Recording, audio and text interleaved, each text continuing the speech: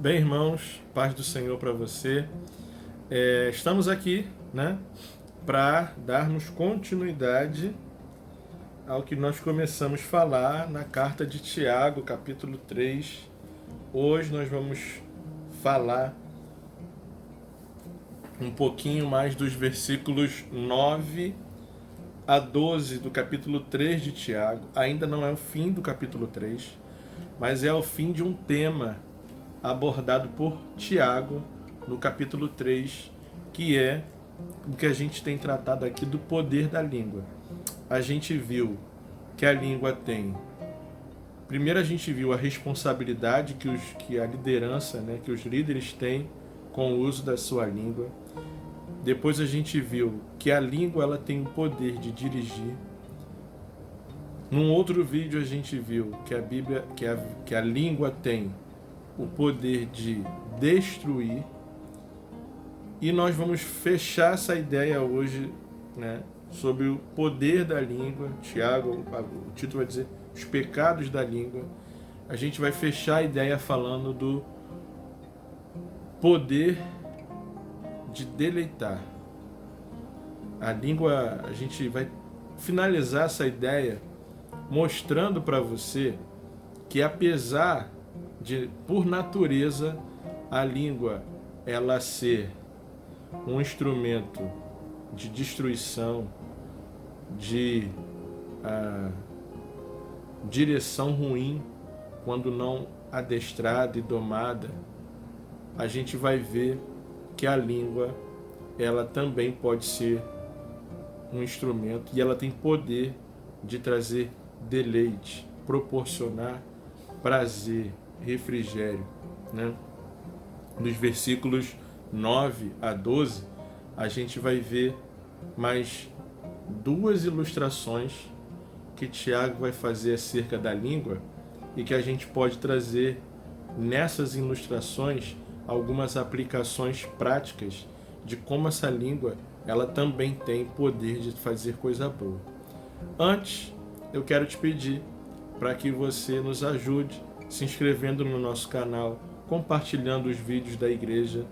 É estudo da palavra, não é marketing meu, não estou aqui divulgando o meu nome, é o canal da igreja. Eu também tenho um canal pessoal que eu ainda não publiquei, mas ali eu vou colocar outras coisas também, né, acerca da Bíblia, mais voltadas para a doutrina congregacional, né? Aqui eu quero focar mais na questão bíblica, exposição bíblica, tá? Então em breve eu vou estar colocando no meu canal pessoal lá algumas doutrinas congregacionais que a ISB, a União de Igrejas, a qual a gente faz parte, do qual eu sou quadro de ministros da União, a gente entende como doutrina fundamental, né? Mas inscreve aí, se inscreve, compartilha, deixa a sua curtida aí, o seu like.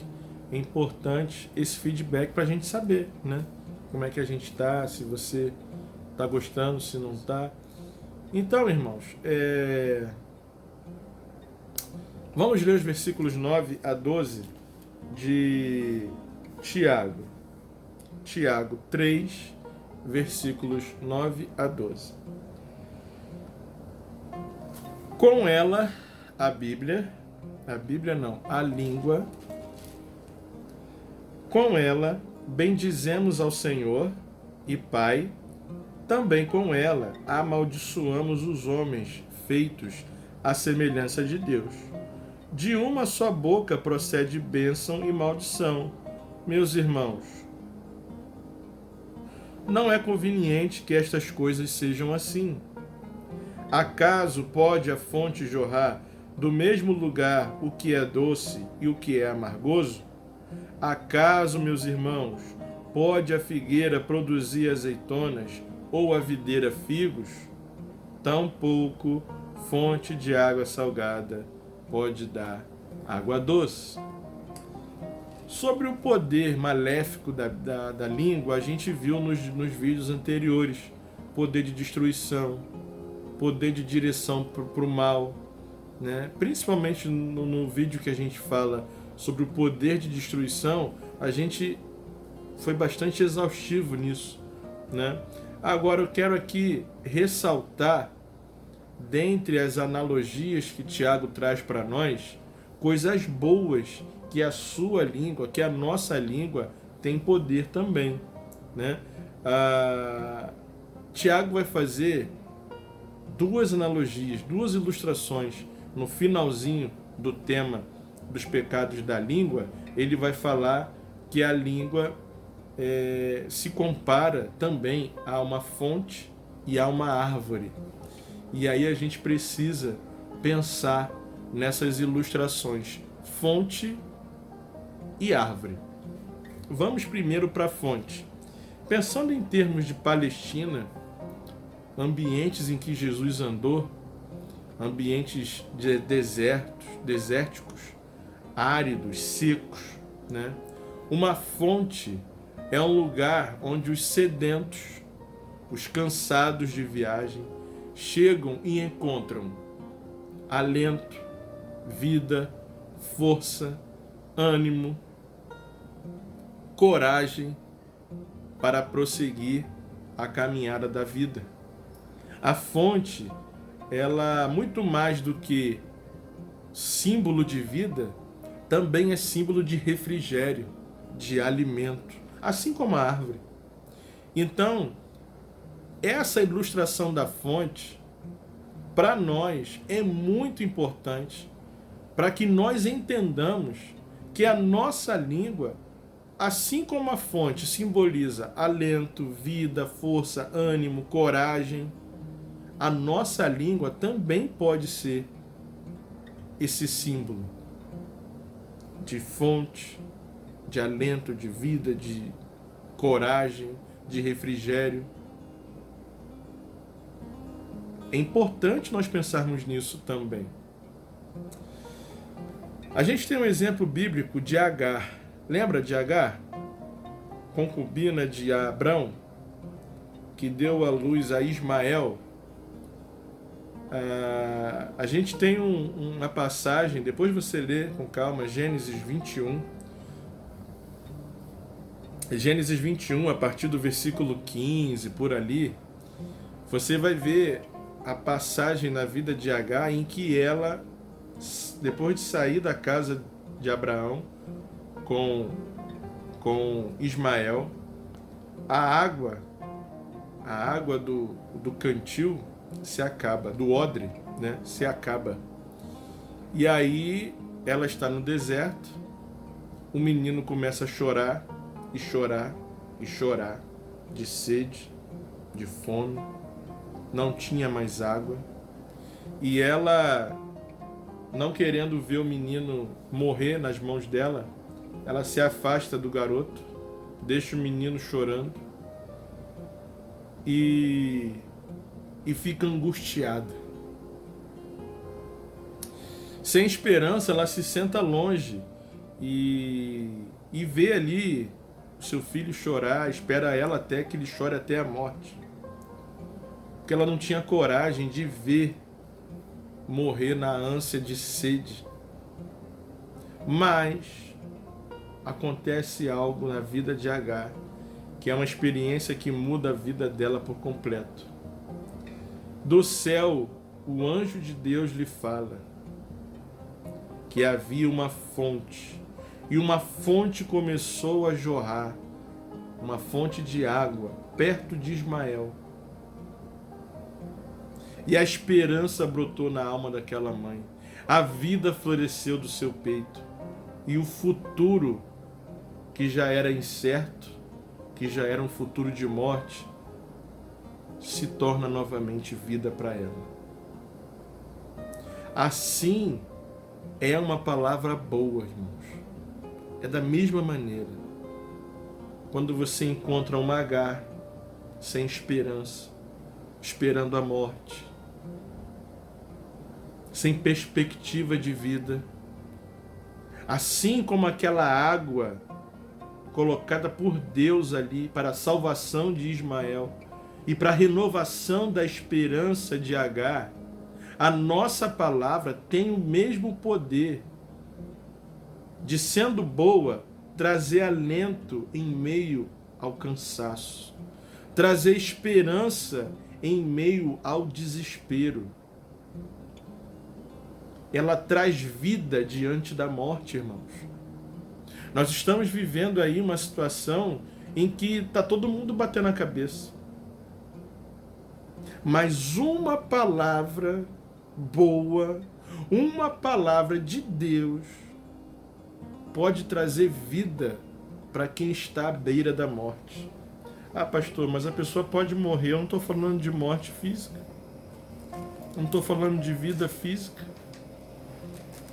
Você já pensou, irmãos, que estamos diante de um momento único de trazer paz diante da morte? Você já pensou de como a sua palavra, assim como para Agar aquela fonte foi símbolo de vida e de uma esperança de um futuro renovado? Você já parou para pensar que a minha e a tua palavra tem o mesmo poder? O poder dessa fonte. É isso que a gente precisa entender, querido. Precisamos parar de nos destruir uns aos outros. Precisamos parar de nos acusar. Precisamos parar de pressionar o outro a fazer aquilo que talvez o outro não queira, ou pressioná-lo através da culpa. Sabe?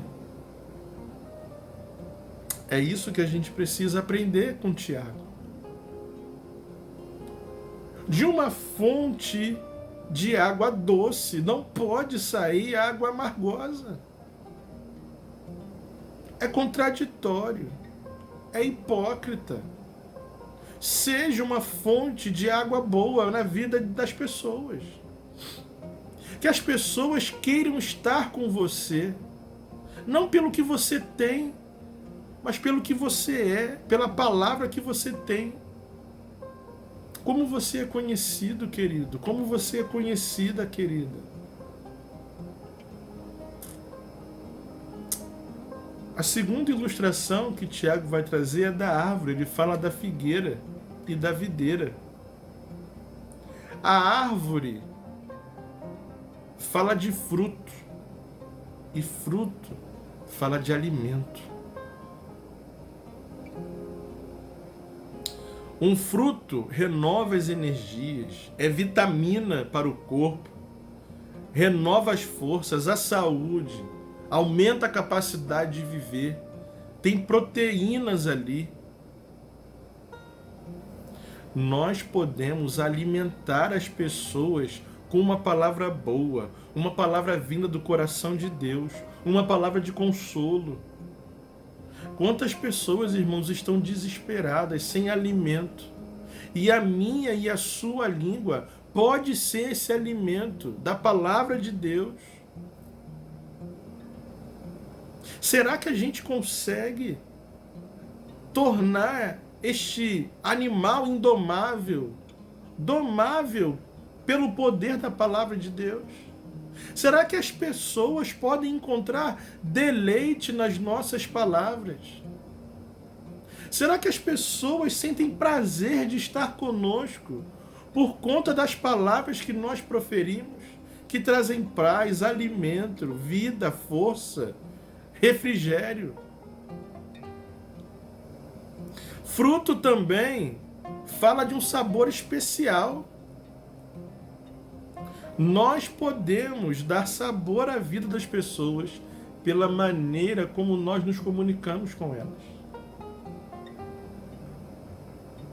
Um fruto maduro é tão gostoso de comer. Será que nós temos dado frutos maduros? Será que a nossa palavra tem sido palavra madura, palavra de alimento, palavra de alento?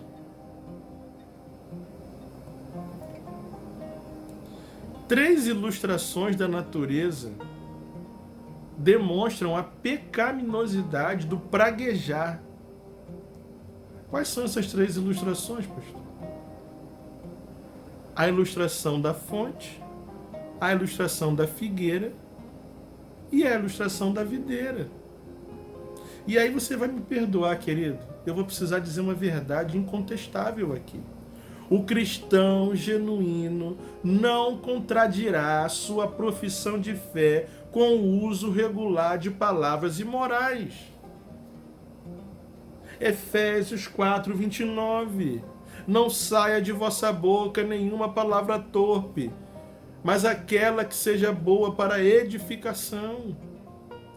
O genuíno cristão não vai contradizer a sua profissão de fé com o uso regular de palavras imorais, palavras de baixo nível, palavras destruidoras.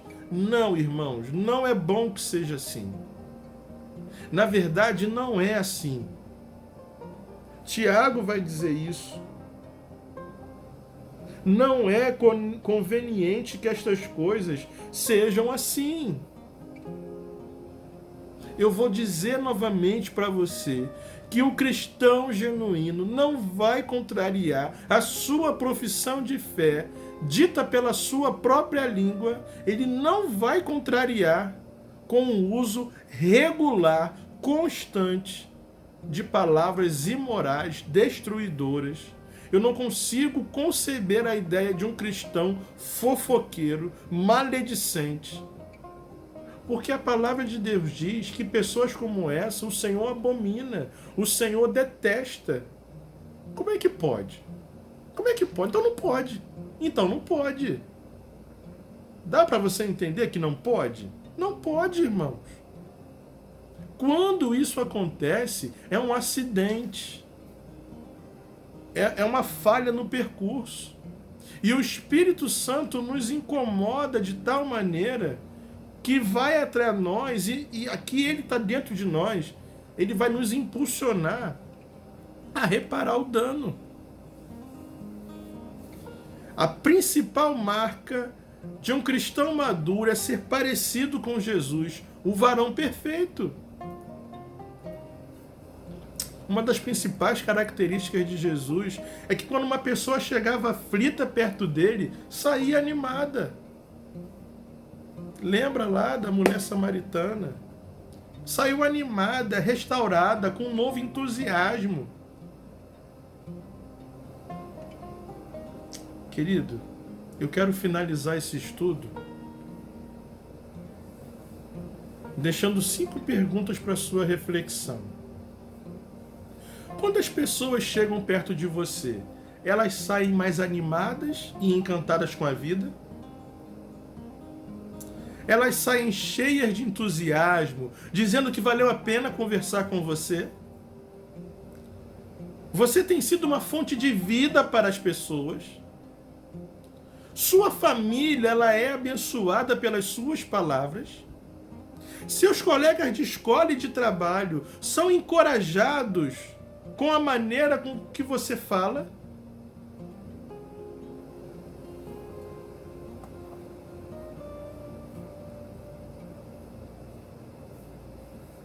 Querido, é uma bênção podermos utilizar a nossa língua como uma fonte de refrigério para as pessoas, para abençoar, encorajá-las e consolá-las. Como é precioso trazer uma palavra boa, animadora, restauradora para uma alma aflita. E fica aqui o meu apelo, irmãos. Faça uma reflexão sobre a sua vida. Faça uma reflexão sobre o seu modo de proceder. Faça uma reflexão sobre o que você tem dito. As pessoas saem mais animadas e encantadas com a vida quando elas se aproximam de você. Elas saem cheias de entusiasmo, dizendo que valeu a pena conversar com você. Você tem sido uma fonte de vida para as pessoas. Sua família é abençoada pelas suas palavras. E os seus colegas de escola e de trabalho e de faculdade são encorajadas com a maneira com que você fala? Eu quero encerrar com essas 5 perguntas. E que você seja sincero nas suas respostas com você e Deus. Que Deus nos abençoe. Que você possa ser abençoado com essa palavra, com esse estudo. Em nome de Jesus. Amém.